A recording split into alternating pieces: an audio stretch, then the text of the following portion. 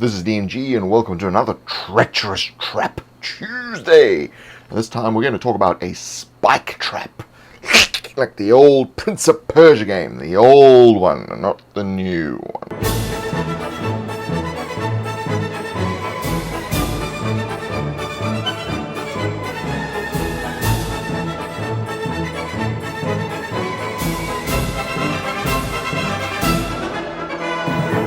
So if you like this video, click the like button.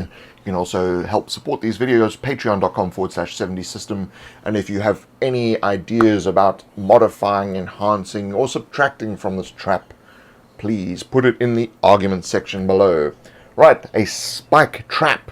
So once again, we're going to run through all the various components of a trap as to how to put this sucker together and use it.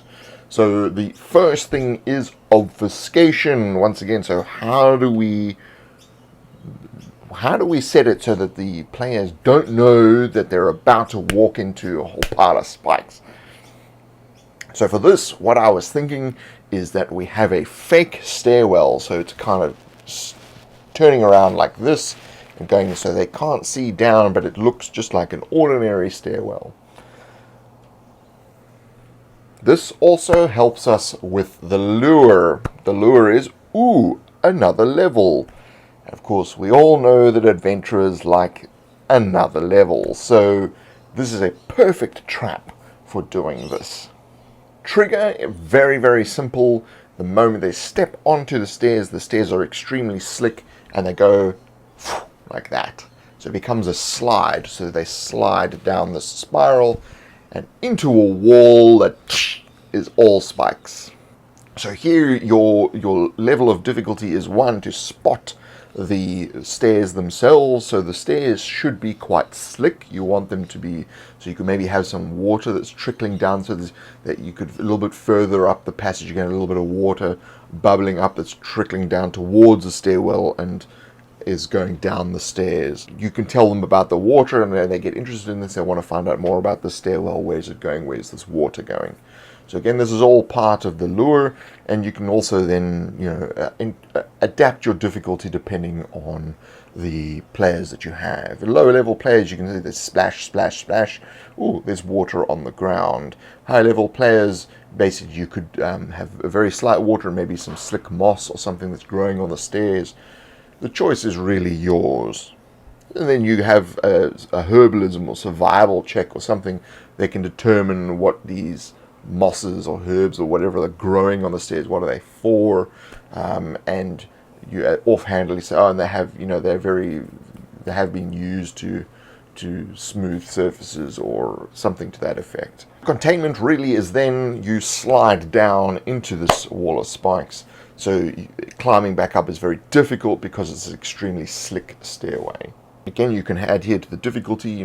If people are coming down to rescue them, they have to, use ropes, chains, or something to that effect in order to climb down to pull someone out of their spike conundrum. And as we talked about, the effect is the spikes themselves. So you get a whole whack of damage as you slide into the spikes. So each subsequent person could probably take less damage because it's lessened by the person who's stuck there already. So they act as a bit of a cushion. So the first person takes a whack load of damage, the second person takes half that, and the third person takes half that, and the fourth person doesn't take any. They just land on the top of the third person. Now disposal is where this can become interesting. So you can basically, I was thinking you can have the spikes after about a minute or so, or a few rounds, the spikes retract from the wall and the floor opens up and, they drop down below the floor and the floor closes and the spikes come out again. Now below the floor is just a whole pile of skeletons and dead bodies and whatever that this trap has accumulated. And there's a little bit of a ladder up to a secret door that opens just at the top of the stairs. Which again makes this very interesting because you can then have this as a secret passage. So anyone who's searching, when they discover the water or whatever, they could roll high enough or have pass the difficulty in order to actually find the secret exit, which they will think is an entrance to a secret passage.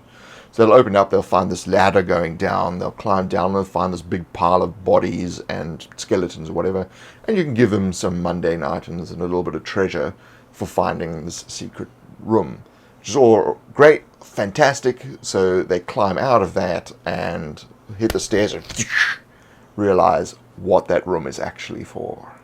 So there's not really much that can be done in terms of adaptation for this, other than using, you know, different types of weapon or something instead of spikes. But yeah, mechanically it'll kind of remain the same, and it just resets with the weight of the victims. So, and then obviously they need a water course or something to keep the stairs slick. And reset we've already covered, so the spikes retract, the floor opens, they drop down, the floor closes, spikes come out again, and you have a continuous flow of water. So because it's obfuscated, because it's around a corner, they can't see it, this trap can continue to get victims. So for instance, you have a situation where they split the party, you can have one character goes down and you hear a cry. Oh, where's Johnny gone? And they head down the passageway and they just see this stairwell and they think, oh, he must have gone down these stairs. So they too then walk into the trap. So it has a lot of multiple reuses, and basically they could use it to their own advantage. If someone is chasing them and they know where the secret passage is, they can run in there quickly, shut the secret entrance, and the chasing party can then be caught by the trap. And of course they can wait for it to dispose and then take all their goodies. So that is Treacherous Trap Tuesday. Don't forget to check me out on Facebook and Twitter /70system and the like button. I will see you in the next one.